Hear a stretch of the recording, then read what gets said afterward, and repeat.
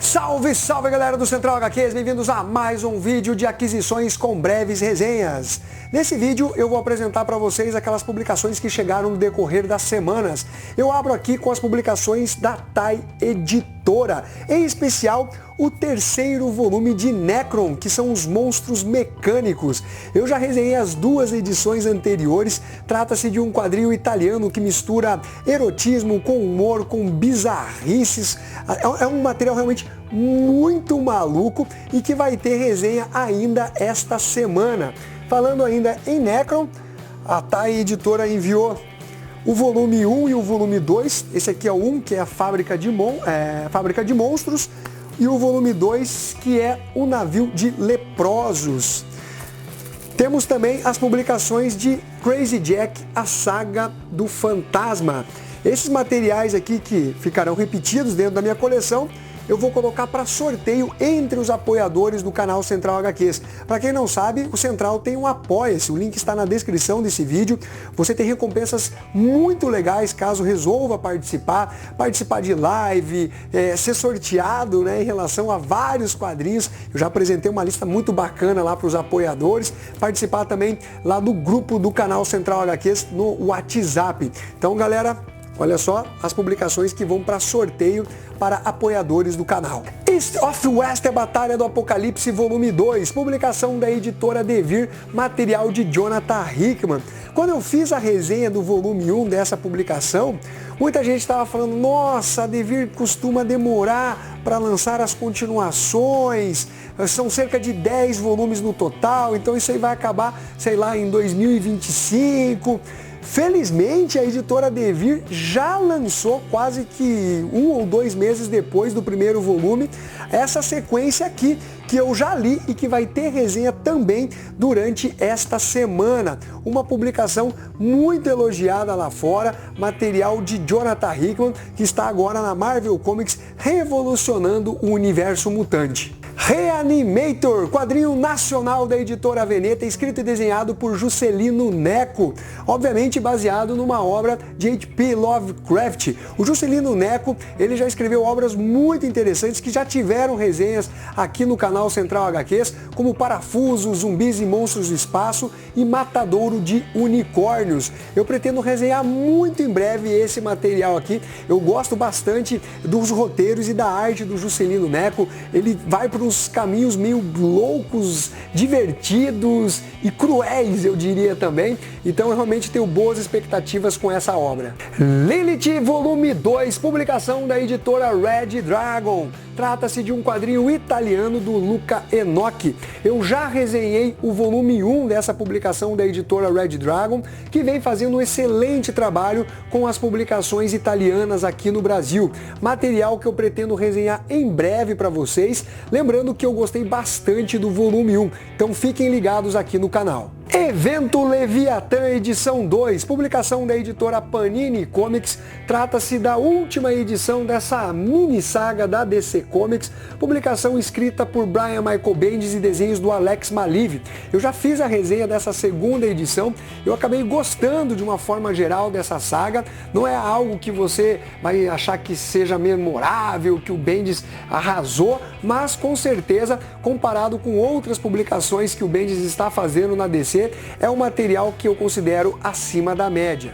Decomposição de Tom Taylor, publicação da editora Panini Comics. Muita gente tem me pedido para eu fazer a resenha desse material. Eu que gosto dessas publicações de zumbis dentro dos quadrinhos, seja com The Walking Dead, seja com zumbis Marvel. Agora nós temos a versão zumbis dos personagens da DC Comics. Eu pretendo resenhar essa publicação, talvez não fique assim tão para breve por conta dos materiais que são enviados aí pelas editoras parceiras e artistas independentes, mas eu pretendo resenhar sim esse material. DC encontra Hanna-Barbera volume 2, publicação da editora Panini Comics, material que vai trazer esse crossover entre os personagens de animação com os personagens da editora DC. Eu ainda não li o volume 1, mas são materiais que eu gosto de ter na minha coleção. Uma hora eu vou acabar lendo. Eu sou aquele cara viciado em crossovers. Cavaleiro das Trevas, a Criança Dourada, publicação da editora Panini Comics, material escrito por Frank Miller e desenhos do Rafael Grampá. Eu já resenhei essa edição, foi um material que, para variar, acabou decepcionando, algo muito costumeiro em relação às últimas publicações feitas pelo Frank Miller e realmente não faz jus ao Millerverso, né, em relação à série original do Batman Cavaleiro das Trevas, mas um material decepcionante. John Constantine, Hellblazer Condenado, volume 5, Há Razões para se Alegrar, fase do Mike Carey, publicação da editora Panini Comics, que, como eu já mencionei em outros vídeos, vem fazendo um trabalho realmente muito legal com relação a essa série do Hellblazer, publicando tudo do personagem. Essa é uma publicação que agora ganha o selo DC Black Label, mas originalmente é do selo Vertigo. Universo de Sandman, Lucifer, volume 3, Caçada Selvagem, publicação também do selo DC Black Label, material pertencente a esse grande universo criado pelo Neil Gaiman. Eu ainda estou devendo resenhas dessas séries aí, como Sonhar, o próprio Lucifer, Livros da Magia, entre outros, que são lançados pela editora Panini Comics. Enfim, chegou a edição de Marvel Teens Miles Morales, publicação da editora Panini Comics nesse formato paraguaio, que é um formato intermediário entre o formatinho e o formato americano. Fase escrita por Brian Michael Bendis, trazendo as primeiras histórias do Miles Morales, quando o Bendis realmente sabia escrever.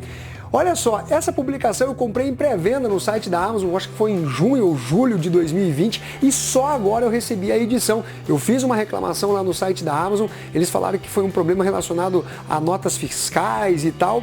O lance é que essa publicação, há cerca de 3 ou 4 semanas, já se encontravam nas bancas, né? Então realmente eu achei que ficou um pouco a desejar esta entrega da Amazon. Mas de qualquer forma, está aqui a minha edição e que eu pretendo sim resenhar em breve para vocês. Para finalizar, Dark Side Books com Separados, material do Scott Snyder, belíssima capa dessa edição, material de terror, tá muito bonita graficamente essa publicação da Dark Side e eu pretendo resenhar em breve essa publicação.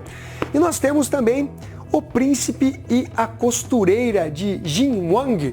Se eu não me engano, esse material venceu ou concorreu ao prêmio Eisner, uma publicação que eu também pretendo em breve resenhar para vocês.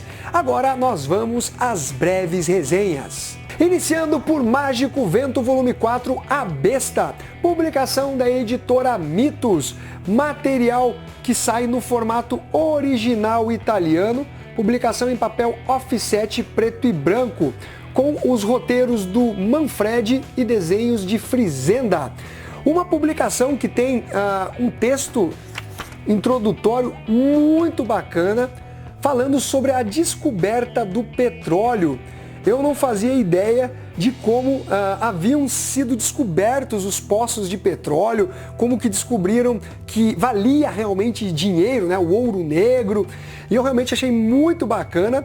E essa edição, que obviamente está vinculada com a descoberta do petróleo, vai trazer uma história que claramente faz referência àquele filme com o Kevin Bacon chamado Vermes Malditos. Eu adoro este filme, é sério, eu gosto bastante dessa trashzeira e aqui o Mágico Vento vai ter que lidar com um ser misterioso que fica dentro da terra e ele sai para devorar as pessoas. A trama é bem simples, bem básica, mas faz você rememorar exatamente esse filme que eu mencionei. É uma história direta, bem escrita, não traz assim grandes surpresas dentro da publicação, mas foi um material que eu achei aquele massa velho, material gostoso de ler, esse 4º volume de Mágico Vento, uma publicação que eu estou acompanhando periodicamente, já resenhei as 3 edições anteriores.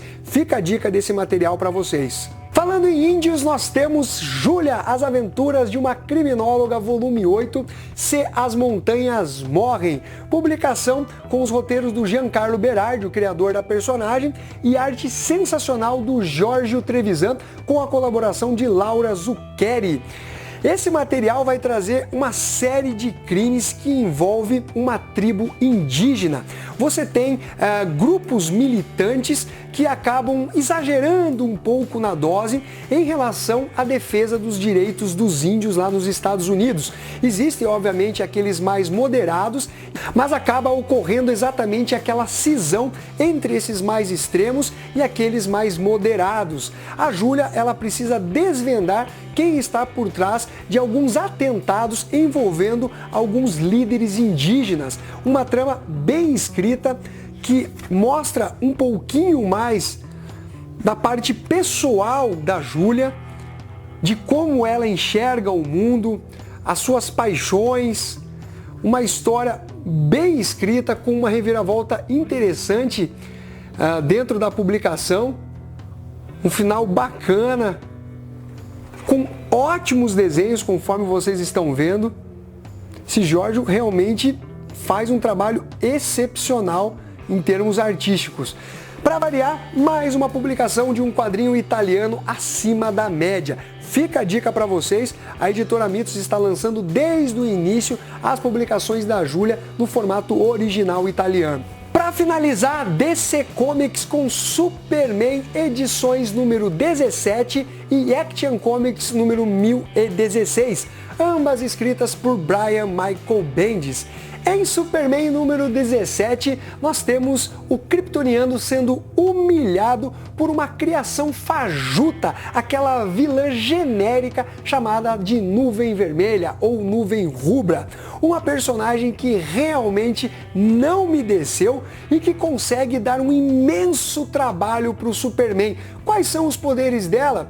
É como se fosse uma nuvem venenosa que sufoca as pessoas, como se o Superman nunca tivesse enfrentado um vilão com esse tipo de poder. Parece que ele esqueceu que tem, por exemplo, o super sopro, a visão de calor, que ele consegue dispersar facilmente um gás, como mostrado em diversas histórias do personagem, quando tem um atentado ou quando ele é atacado por algum tipo de gás. Mas o Brian Michael Bendis, na verdade, ele quer valorizar a sua vilã genérica, a sua vilã sem graça. Ainda que ela tenha sofrido um upgrade, realmente não é uma personagem que daria trabalho para o Homem de Aço. E basicamente você tem uma apagação de pau para essa vilã nessa edição de Superman número 17. Então, realmente o Brian Michael Bendis não acerta no título do Homem de Aço. Ainda que eventualmente ele escreva uma ou outra história mediana, o saldo geral, pelo menos na minha opinião, realmente é bem fraco. Já na edição de Action Comics, o Brian Michael Bendis consegue fazer um trabalho um pouquinho superior, sem tantas polêmicas e coisas do tipo. Nessa edição, nós temos a Lois Lane recebendo uma caixa do Lex Luthor e ela não quer contar para o Superman o porquê que ela recebeu essa caixa.